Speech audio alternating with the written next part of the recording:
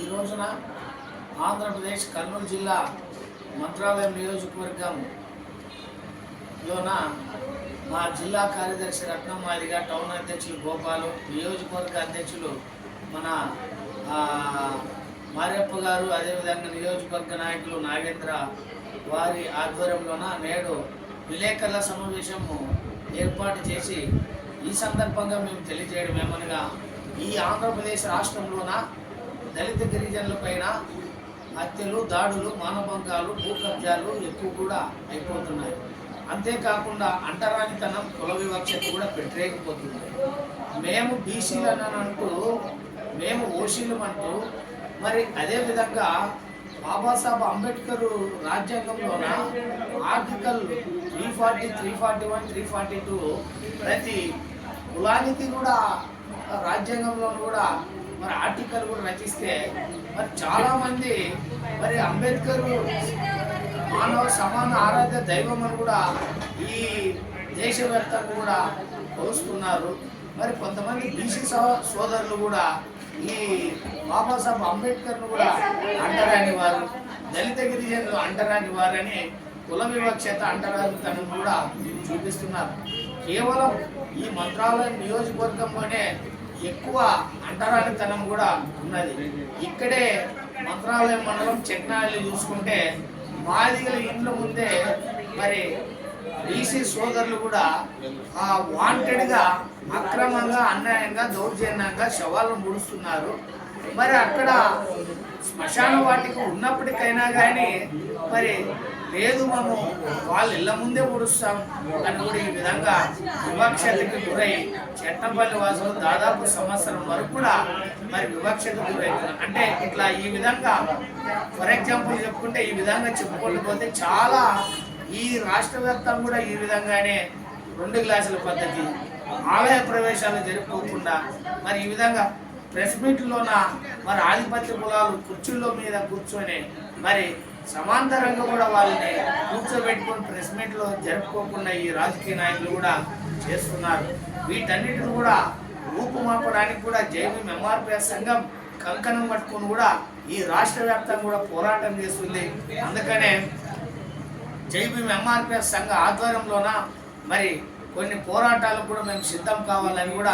మేము ఈ సందర్భంగా ఈ ప్రెస్ మీట్ కూడా ఏర్పాటు చేయడం జరిగింది. ప్రధానంగా ఈ ఆంధ్రప్రదేశ్ రాష్ట్రంలోన మాదిగల పైన విపరీతమైన హత్యలు కూడా జరుగుతున్నాయి. 72 గంటల్లోన మరి ఎక్కడో ఒక చోట మాదిగలను దాడులు లేదా మరి చంపడం అనేది కూడా జరుగుతుంది. ఈ ఆంధ్రప్రదేశ్ రాష్ట్రంలోన కూటమి ప్రభుత్వం పూర్తిగా విఫలమైందనేది కూడా మేము ఈ సందర్భంగా తెలియజేస్తున్నాం. ఇప్పటికైనా కూటమి ప్రభుత్వం వారు గౌరవనీయులైనటువంటి ఆంధ్రప్రదేశ్ రాష్ట్ర ముఖ్యమంత్రి వైన నారా చంద్రబాబు నాయుడు గారు కూడా మీరు పునరాలోచించి మా మాదిగల పైన హత్యలు జరుగుతున్నవి, ఒకవేళ మీరు అప్పుడు అధికారంలో లేనప్పుడు చెప్పు గుట్టు డప్పు కొట్టి పెద్ద మాదిగనైతాను మీరు ఓటేస్తే అని అంటే మాదిగల ఓట్లతోనే మిమ్మల్ని గద్దెనెక్కించి ఈరోజు మాదిగల ఓట్లు గద్దెనెక్కడంతోనే మాదిగలనే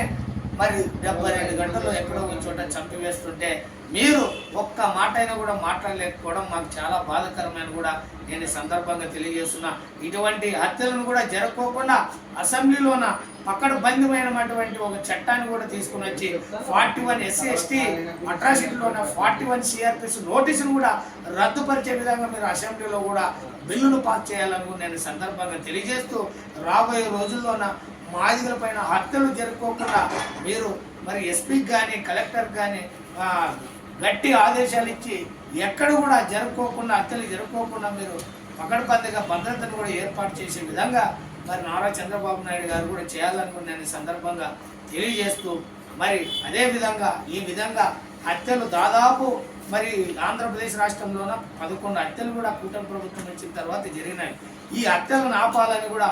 ప్రతిపక్ష పార్టీ, అధికార పార్టీలు కూడా జేబీఎం ఎంఆర్పిఎస్ సంఘ ఆధ్వర్యంలో కూడా వినత పత్రాలను కూడా నియోజకవర్గం నుంచి రాష్ట్ర స్థాయి వరకు కూడా మరి ఇవ్వాలనే ఒక తేదీని కూడా త్వరలో కూడా ఖరారు చేస్తారు. ఆ పోరాటాలకి, ఆ వినత పత్రాలకి జేబీఎం ఎంఆర్పిఎస్ సంఘంలో ఉన్నటువంటి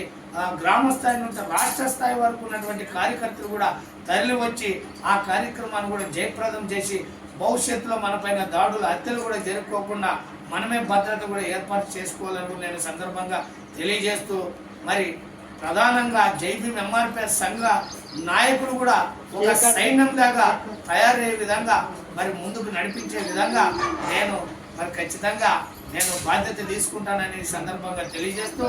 ఎక్కడైతే అన్యాయం జరుగుతుందో, ఎక్కడైతే అవినీతి జరుగుతుందో, ఎక్కడైతే వివక్షత జరుగుతుందో, ఎక్కడైతే అంటరానితనం జరుగుతుందో ఆ విధంగా మనకు తెలిసిన వెంటనే సోల్జర్స్ లాగా మన భారతీయ సైన్యం లాగా కదిలొచ్చే విధంగా ఒక జైభీం ఎంఆర్పిఎస్ సంఘ సైన్యమే ఉండాలనే విధంగా మనం ఈ దేశాన్ని కూడా చాటి చెప్పే విధంగా మనమంతా కూడా చేయి కలిపి కూడా ముందు కూడా అడుగులు వేయాలని నేను సందర్భంగా తెలియజేస్తూ, రాబోయే రోజుల్లో ఏ సమస్య వచ్చినా దళిత గిరిజనులకు మరి విప్లవాత్మకంగా మరి ఖచ్చితంగా పోరాటం చేస్తామని నేను సందర్భంగా తెలియజేస్తూ, త్వరలోన మరి వినతి పత్రాలు విషయాన్ని కూడా తేదీని కూడా ఖరారు చేసి మరి ఆ విషయాన్ని కూడా మరి ప్రెస్ మీట్ ద్వారా కూడా మేము ఏర్పాటు చేస్తామని కూడా ఈ సందర్భంగా తెలియజేస్తూ, నా పేరు చిక్కన్ జానయ్య మాదిగా, జైభీం ఎంఆర్పిఎస్ ఆంధ్రప్రదేశ్ రాష్ట్ర వ్యవస్థాపక అధ్యక్షుడు. జై భీమ్. జై భీమ్.